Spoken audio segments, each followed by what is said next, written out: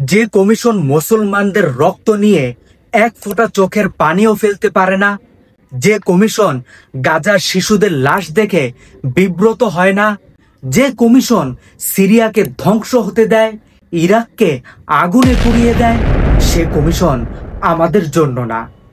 সে commission আসলে আমেরিকার, Israel, France, ইউরোপের বেতনভোগী পলিটিক্যাল প্রোডাক্ট মাত্র।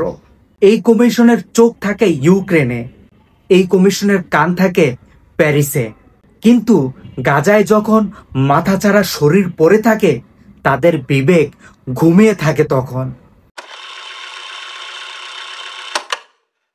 গাজা, ইরাক, সিরিয়া, লিবিয়া, এইসব দেশে যারা বোমায় ছিন্ন ভিন্ন হলো, শিশুদের যাদের মাথা ছিন্ন হলো, মায়েদের যাদের কোল খালি হলো, তাদের জন্য মানবাধিকার কমিশন কি করেছে?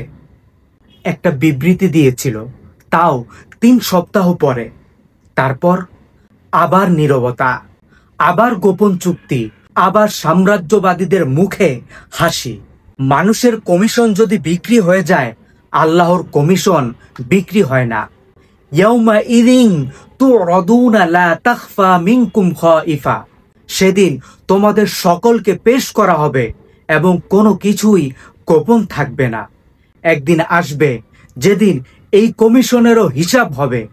ওই দিন ফাইলের পাতায় শুধু বিবৃতি থাকবে না, থাকবে গাজার রক্তের ছাপ।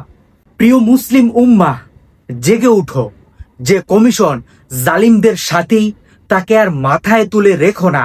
আমাদের অধিকার, আমাদের রক্তের হিসাব কেবল আমরাই চাইব এবং আমরাই তাদেরকে বিচারের কাঠগড়ায় ইনশাল্লাহ দাঁড় করাবো।